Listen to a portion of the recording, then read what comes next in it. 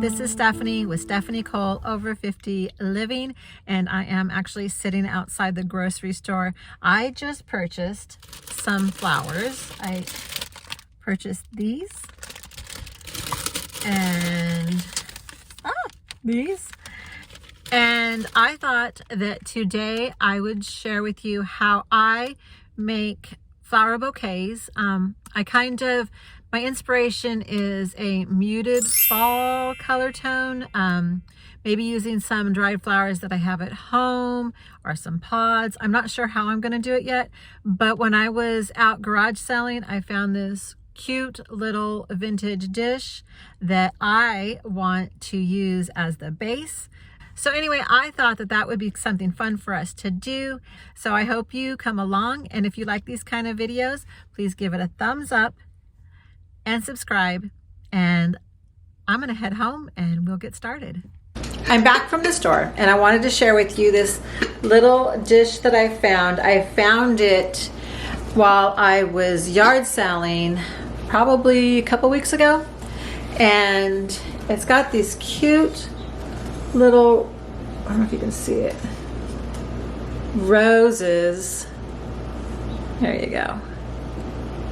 All around it, and they have like that muted tone, kind of a tone that I like for fall, although I'm not gonna lie, I also like the big loud orange. But because it's still early fall, I thought that I would start out with more natural things in my house and more muted tones. So what I want to do with this, and this is Haviland, France, so I know that the older pieces are worth a lot of money, but this is probably not worth much, and I only think I got it for a couple bucks, so I'm happy with it. And somehow I want to incorporate these Nigella pods that I have.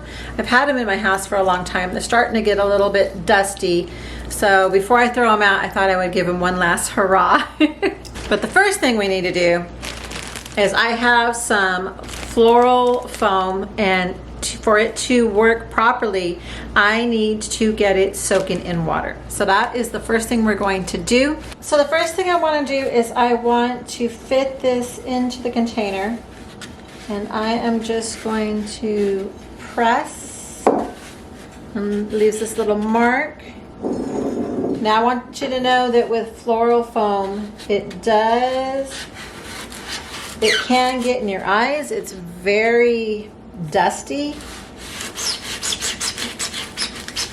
when it's dry, so be careful of that. And now that's going to fit fine, but it's a little tall, so then we're going to take a little bit more.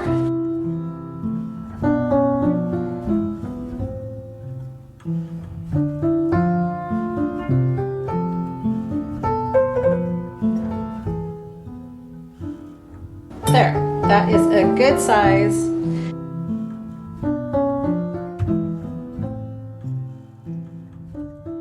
I washed the sink last night after dinner, but I just want to make sure that anything that may have escaped during breakfast is out.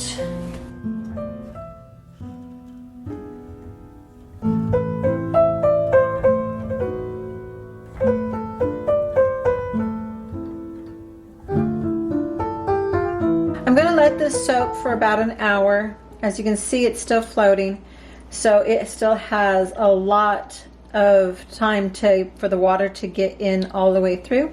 So we're just going to let this soak here, and while we're doing that, I'm going to gather a few more items for the arrangement.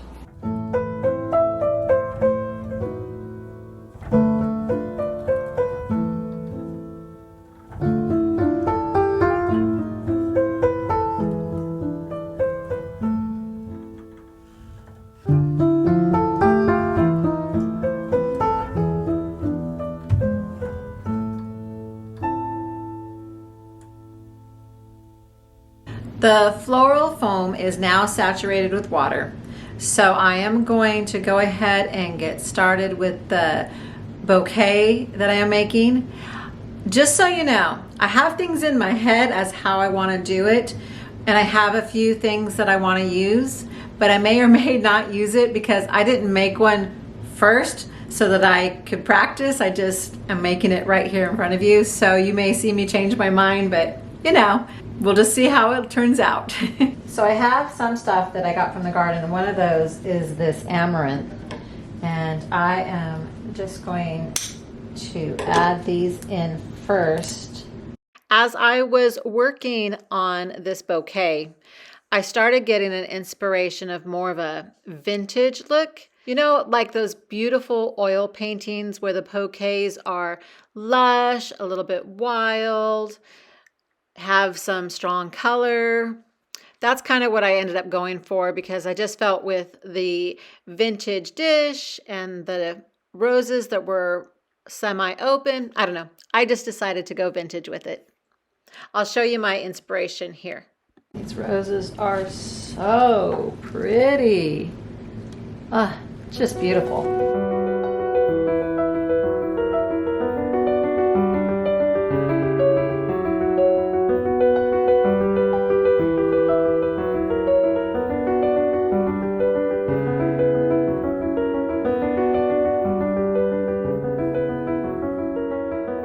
The thing I like to do when I'm doing arrangements is finding things from anywhere. You could find some weeds that have dried along the road. You can find thistles and berries, and you can add them to the arrangement. Why not? There's no real rule that you have to make, except for maybe make sure they're not, maybe it's not poison oak or poison ivy. Other than that, I think it's good. You can do whatever you want. What I want to do is I want to take, for me on this arrangement, I'm taking from the center and I'm moving out.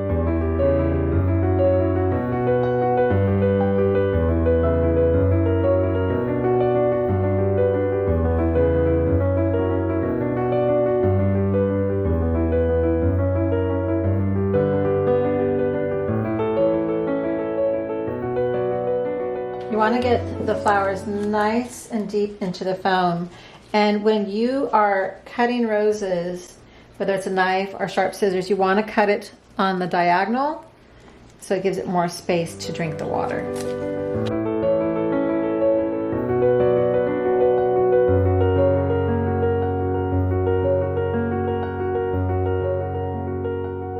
Now I have the basis of the arrangement on how I want it to look, except for I'm going to move that little guy. And then we will start filling in. I'm going to set this back just a little bit. First I'm going to move this one. This one's a little too close. I'm going to move it down a little lower. There, give all the roses their own little place. And now I think we're going to see how it looks, but I'm going to add some of the dry. Oh, I think that'll work.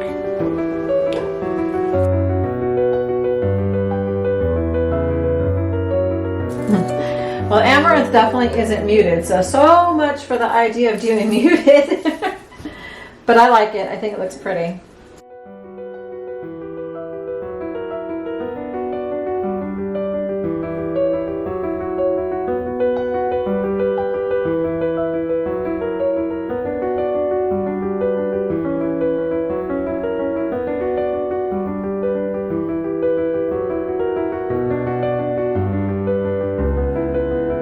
Earlier you saw me wrap the pine cones.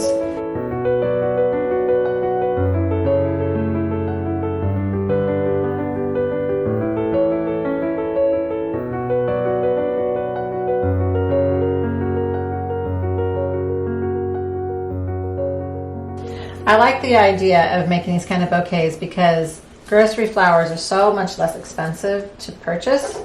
Now, I don't know if I'm going to use the Ostromeria. I don't think so.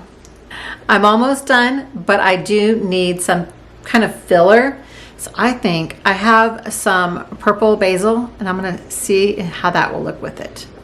It might clash with the amaranth, we'll see. Okay, so I have some purple basil that I just got from the yard, and I actually think it will work quite well.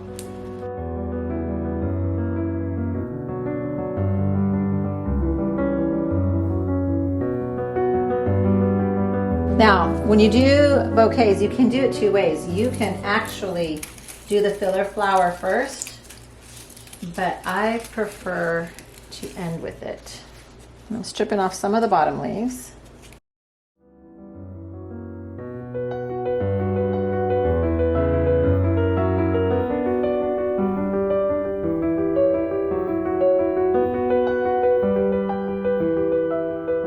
I think that it looks good, but I think I need to have a little bit of the amaranth coming down here. I'm gonna need to go run back outside and get a couple more, so I'm gonna do that. So I have the amaranth